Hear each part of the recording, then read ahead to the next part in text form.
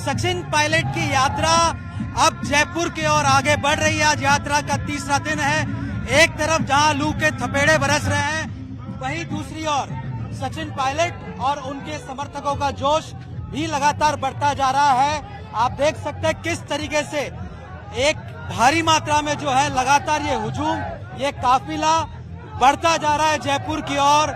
विभिन्न मुद्दे हैं, खास तौर पे जिस तरह से राजस्थान के अंदर एक के बाद एक पेपर लीक हो रहे हैं और बड़ी मछलियों को जो नहीं पकड़ा जा रहा, उसके खिलाफ सचिन पायलट लगातार यात्रा कर रहे हैं। हमारे साथ बातचीत करने के लिए खुद सचिन पायलट साहब है। सर, सबसे पहले तो कर्नाटक में कांग्रेस पार्टी लीड लेते हुए नजर आ रही है और बहुमत बनाते हुए नजर आ रही है। सर, कर्नाटक में हमारी पार्टी को स्पष्ट बहुमत मिलेगा, अब ये साबित हो चुका है और रुझान और नतीजे दिखाते हैं कि भाजपा की सरकार जो थी भ्रष्ट थी। और हम लोगों ने जो आरोप लगाया था कि 40% कमीशन सरकार, वो आरोप चिपक गए और लोग समझ गए कि करप्शन को खत्म करने के लिए भाजपा के शासन को अंत करना है। ये सबसे बड़ा कारण रहा कि वहाँ की भारी तादाद में मतदाताओं ने कांग्रेस को वोट डाला और हम भारी बहुमत से वहाँ जीत रहे हैं। इसलिए ये जो इश्यूज हैं पब्लिक लाइफ में बहुत इंपॉर्टेंट होते हैं, तो कर्नाटक में हम लोग जीतेंगे, अब तो स्पष्ट हो चुका है।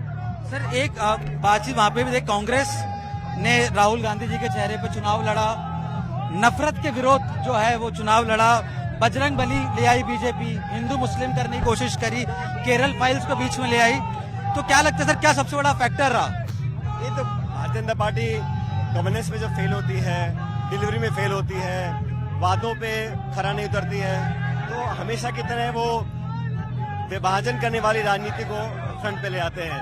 मंदिर, मस्जिद, मजहब, हिंदू मुसलमान, जैसा आपने कहा, हनुमान जी का नाम, भगवान राम का नाम, वो सारे काम करते हैं जब उनको लगता है कि वो वोट खिसक रहा है। लेकिन पब्लिक इश्यूज जो हैं विकास के, डेवलपमेंट के, महंगाई के, अनएम्प्लॉयमेंट के, युवाओं के, उन इश्यूज पे अगर हम लोग काम करेंगे तो जनता हमसे उम्मीद यही रखती है कि हर पार्टी और सरकार हमारी इश्यूज पे काम करे, और कर्नाटका में भाजपा को करने में बिल्कुल नाकाम रही। तो सर देखिए, एक विवाद जो है वो कांग्रेस के अंदर, चाहे राजस्थान के अंदर हो, केरल में हो और चाहे कर्नाटक में हो, सर वहाँ DK शिव कुमार, के सिद्धरमैया, वहाँ अभी से जो कांग्रेस पार्टी के अंदर जो विभाजन जो है वो बातें सामने आ रही कि मुख्यमंत्री कौन होगा। राजस्थान भी लगातार 4.5 साल में आपसे वादे किया गया था, आपके नेतृत्व में चुनाव लड़ा गया था। नौजवानों के साथ आपको लगता है कर्नाटक में न्याय हो पाएगा सर?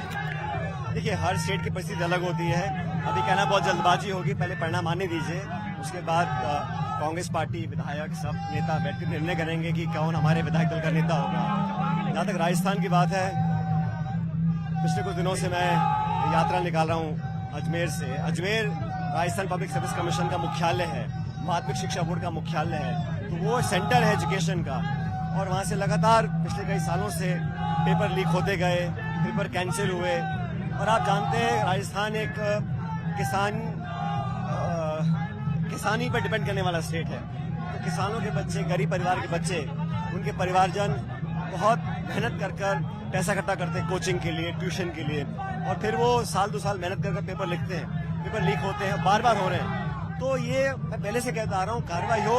हमारे प्रदेश और देश का नौजवान अगर नाउम्मीद हो गया, अगर उसकी इस पूरे सिस्टम में आस्था खत्म हो गई, तो बहुत हमारी चिंता का विषय है। इसलिए मैं चाहता हूँ प्रभावी कार्रवाई हो, बड़े से बड़ा व्यक्ति भी अगर इसमें इन्वॉल्व हो, चाहे किसी दल का हो, किसी के क्लोज हो, कोई भी हो, उस पर कार्रवाई करेंगे तो लोगों में विश्वास पैदा होगा। इसलिए नौजवानों के भविष्य को संरक्षित करने के लिए, सुरक्षित करने के लिए हम क्या कर सकते हैं, इन मुद्दों को लेकर इस यात्रा को हमने निकाला है।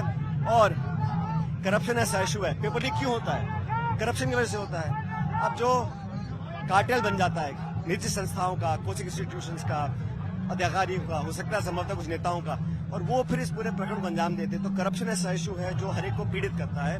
हमारी जब विपक्ष में थे, वसुंधरा जी की सरकार थी, इतने हमने आरोप लगाए, बजरी माफिया, खान माफिया, जमीन माफिया, भू माफिया, सारे करप्शन के आरोप लगाए, और 4 साल तक कुछ कार्रवाई नहीं हुई। जनता चाहती है कि करप्शन को हम लोग गंभीरता से लें। तो देखिए, 1 दर्जन से ज्यादा अधिक पेपर लीक हो चुके हैं। SOG लगातार नाकामयाब होते हुए नजर आ रही है। पोस्टिंग्स पुलिस के अंदर जो है वो अपने अपने लोगों की एडजस्टमेंट करने के हिसाब से हो रही है, काबिलियत के हिसाब से ये भी एक बड़ी वजह रही है पेपर लीक होने की।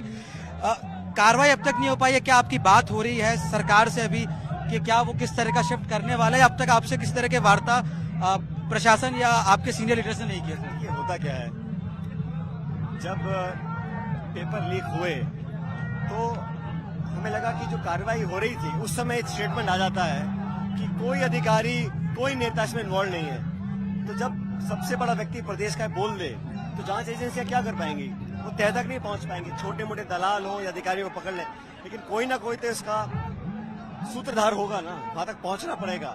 और जब प्रभावशाली व्यक्तियों को हम चिन्हित करेंगे, दंडित करेंगे, तभी लोगों में विश्वास जागेगा कि हम मीनिंगफुल कुछ कार्रवाई कर रहे हैं। तो देखिए, एक बात जो है वो यहाँ का नौजवान भी बोल रहा है और बीजेपी के भी अंदर खाने के जो लोग हैं वो ये बात कहते हैं कि यार कांग्रेस का चांस तो है, कांग्रेस दोबारा रिपीट कर सकती है, लेकिन जब तक सचिन पायलट, अशोक गहलोत एक साथ नहीं आएंगे तब तक जीतना मजबूत, और दोनों साथ में आ जाए तो बीजेपी के लिए खतरा हो सकता है। सर, बीजेपी ने तो पिछले 4.5 साल में विपक्ष की भूमिका निभाने में बिल्कुल फेल रहे हैं। वहाँ पे इतनी गुटबाजी है और वो जनता से कटे हुए हैं। उनको उम्मीद है कि लोग स्वतः ही 5 साल बाद उनको वोट डाल देंगे। उन्होंने कोई जनता के मुद्दों पर ना सदन के अंदर ना सदन के बाहर ऐसा कोई प्रभावी कार्यक्रम किया। छोटी मोटी रैलियां करते रहते हैं लेकिन पब्लिक के बीच में नहीं जा रहे हैं। तो बीजेपी का तो यहाँ वजूद ज्यादा है नहीं राजस्थान के अंदर, लेकिन पिछले 25 सालों से लगातार 5 साल कांग्रेस, 5 साल बीजेपी, ये जो बार बार होता है ये मैं समझता हूँ हमें तोड़ना पड़ेगा। और जब मैंने कहा कि वसुंधरा जी के कार्यकाल में जो आरोप लगाए वो मैंने भी लगाए, अशोक गहलोत जी ने भी लगाए। आप विजिलेंस कमीशन भी गए थे सर? मुझे हम सीबीआई की मांग करने गए दिल्ली, सीएजी की मांग करने गए, सीबीसी की मांग करने गए, हम साथ साथ गए गहलोत साहब में। अब जब 4 साल निकल गए, मैं चिट्ठियां लिख रहा हूँ उनको 1.5-2 साल से, मैं अनशन पे बैठ गया, मैंने आग्रह किया, अनुरोध किया, निवेदन किया, लेकिन कोई कार्रवाई नहीं हो रही। अब जो रिसेंट घटनाक्रम हुआ है उससे देखकर लगता है, अब समझ में आता है कार्रवाई क्यों नहीं हो रही थी। लेकिन जनता में भ्रम ना फैले कि कहीं कोई शायद मिलीभगत अंडरस्टैंडिंग है, उस भावना को विराम देने के लिए प्रभावी कार्रवाई करेंगे तभी फर्क पड़ेगा। सर, आपके सोशल मीडिया अकाउंट को देखते हैं, उसमें लोगों की प्रतिक्रिया देखते हैं तो एक बात लगातार उठती है कि पायलट साहब को अब नई पार्टी बना ली चाहिए या फिर अगला चुनाव निर्दलीय लड़ना। लोगों का काम है सर, लोग पहले आपके अटकलें लगाना, संभावनाओं को बल देना, किसी के बारे में कुछ बोलना, वो आपको अपनी खबर बेचने आप बोल सकते हैं, लेकिन मैं करप्शन के खिलाफ, कांग्रेस पार्टी है, मैं करप्शन के खिलाफ आवाज उठा रहा हूँ। नौजवानों के प्रति कांग्रेस पार्टी हमेशा उनको सुरक्षित रखना चाहती है, वही मुद्दे मैं उठा रहा हूँ। और जनता के बीच में रहकर, जनता की आवाज सुनकर, जनता की आवाज बनना, ये हर व्यक्ति पॉलिटिशियन को करना चाहिए। मई के महीने में 45 डिग्री में एक दिन के नोटिस पर हम सब लोग सड़क पे चल रहे हैं, तो कहीं ना कहीं मुद्दे ज्वलंत हैं, लोगों के जहन में जगह बनाए हुए हैं, इसलिए इस बात को लेकर आगे बढ़ रहे हैं। आखिरी सवाल, शांति धारीवाल जी ने कुछ दिन पहले बयान दिया था कि गहलोत साहब ने अच्छे को पानी पिला दिया, तो दिव्या मदेरना ने भी इसमें नाराजगी जताई। कल प्रताप सिंह खचरियावास ने भी कहा कि इस तरह के बयानबाजी नहीं करनी चाहिए, गले लगाने का समय है, पानी पिलाने का नहीं। तो सत्ता और धन के नशे में किसी भी व्यक्ति को, किसी और नेताओं को अपमानित करना शोभा देता नहीं है। भाषा मर्यादित हो, संतुलित हो, एक प्रतिद्वंदी भी हो या प्रतिस्पर्धा वाला व्यक्ति भी हो, मान सम्मान रखना चाहिए। कौन किसको पानी पिलाएगा ये बोलना गलत है। असली पानी जनता पिलाती है या नहीं पिलाती है, तो पब्लिक को फोकस रखकर काम करना चाहिए। गुरूर, घमंड और एरोगेंस का जो भाषण दिया गया, मैं उसको अच्छा नहीं मानता हूँ। सचिन पायलट का अगला कदम क्या होगा, पूरा नौजवान देख रहा है, जानना चाहता है। 13 तारीख है, 15 तारीख को हम जयपुर जाएंगे, अपनी बातों को रखेंगे। मैंने कहा ये यात्रा किसी के खिलाफ नहीं है, ये यात्रा किसी के विरोध में नहीं है, ये यात्रा करप्शन के खिलाफ है, नौजवानों के हितों की रक्षा करने के लिए है। और मैं समझता हूँ हमारी बात को सबको मानना पड़ेगा। बहुत बहुत शुक्रिया सर।